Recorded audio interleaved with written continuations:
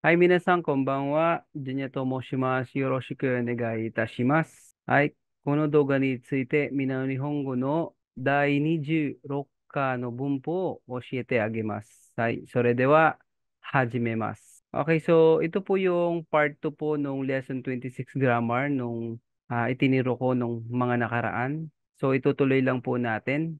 Ang tagal po natin hindi naituro yung kasunod nung naunang lesson 26 part 1. Okay, kaya simulan na natin. Okay, so si desu ga, minasang. Desu ga or desu nga. Okay, is issued to introduce the topic. So, kapag ginamit natin si desu nga, minasang, ini-introduce natin yung topic. So, after nun, followed by request, invitation, and seeking permission, etc. So, marami pang gamit, Mina. Bukod sa request, invitation, seeking permission. So, example, I want to eat apple. So, in-introduce ko po yung topic na gusto kong kumain ng apple. Then, ringo ga tabitain desu nga. So, tabitai, Mina, yung want. Then, put desu nga para ma-introduce natin yung topic. So, ringo ga tabitain desu nga. Then, would you buy me? Yung followed by request. Katte itadakimasen ka? Okay, next natin, Mina, I want to work in Japan. So, nag-open po ako ng topic na gusto kong mag-work in Japan. Nihon de hatarakitain desu nga. Okay, yung katumbas nito, Mina, yung desu nga is si dakedo. So, Nihon de hatarakitain dakedo. So, pwede rin naman yun. Then, after nun, yung what should I do? Doshitara ii desu ka? Nihon de hatarakitain desu nga. Doshitara ii desu ka? Okay, next. My son have sick or my son sick. May I go home early? So, ito naman yung seeking permission or pagpapaalam. So, nag-introduce ka ng topic na yung anak mo ay may sakit. So, watashi no Mosko wa byoki ga arun da kedo or arun desu nga, then followed by seeking permission. So, hayaku kaite mo ii desu ka? Pwede rin naman magamit si desu nga kapag obvious na po yung isang bagay. Ako, may dala akong bag. Dalawa yung bitbit ko na bag. Then, halimbawa si Joanne, nakita niya akong may bitbit na bag. So, nagsabi ako sa kanya na dowa ga akitain desu nga.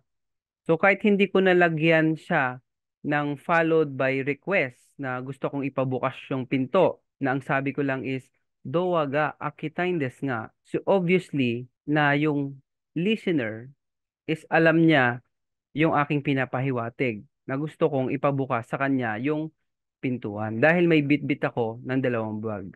So, ganun din gamitin si desu nga. Pwede siyang gamitin sa obvious. So, halatado na, no?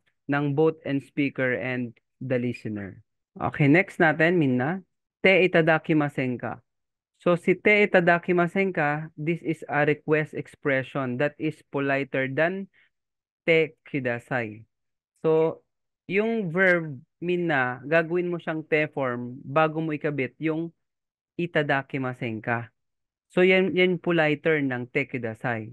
So, would you please do me a favor ang ibig sabihin. Okay, so example, would you please teach me how to write hiragana? Hiragana no kakikata o. Oshiemas is to teach. So, kailangan natin i-verb te form yun. So, ang verb te form ni oshiemas is oshiete. Then put itadakimasen ka. Oshiete, itadakimasen ka. So, kung hindi naman, kung gusto mo naman yung te kudasai, okay lang. Pero mas polite si te itadakimasen ka. Kasi nga, meron siyang would you. Samantalang si te kudasai, please teach me agad yon. Okay, next. Would you please pass the sugar? Okay, sato. Sato is sa sugar. O torimas, mina, yung to pass. Then gagawin mo siyang te form. Torimas totte. Then put itadakimasen ka. So, sato totte itadakimasen ka. Okay, yun yung paggamit ng te itadakimasen ka. Okay, next. Interrogative verb ta form ra i desu ka. Okay, so kailangan si verb kailangan yung ita form, yung mga mashta. Polite is mashta, then yung impolite or yung ta form yun. Halimbawa, tabemashita. Ang ta form niya tabeta. Okay, so napag-aral naman natin yun nung N5 tayo. Okay, so example, what should I buy? Ayan, so mauuna muna yung interrogative. Ayan, interrogative verb, then ita form mo yung verb, Mina. So, nani yung what. Then, shimashita, what should I buy? So, dapat dito mina hindi shitara. Okay, kaimashita to. Kaso nga lang, mangyayari kay kaimashita, magiging katta. Ang ta form ni kaimashita is katta. Then lalagay mo sira para maging kattara. Okay, kasi yung by kasi pinag-uusapan dito. So, nani o kattara, then put ides ka. So, dito, Mina, ang ibig sabihin ng tara, ides ka is should or shall. So, next natin, where should I put? Where should I put? So, yung where, interrogative muna mauna, Mina. Lagay natin, doko de. Dahil place of action. Doko de. Put is okimas. So, magiging ta form yun. Oita. Then, oitara i desu ka? So, doko de oitara i desu ka? The next, when shall I give? Okay, itsu is when. Then, sunod agemas, agemashita. Ang ta form is ageta, then putra. So, itsu agetara i desu ka? Okay, so ang gamit ng interrogative verb ta form ra i desu ka, ito po yung naghahanap ka ng suggestion. Ayan, doon sa listener.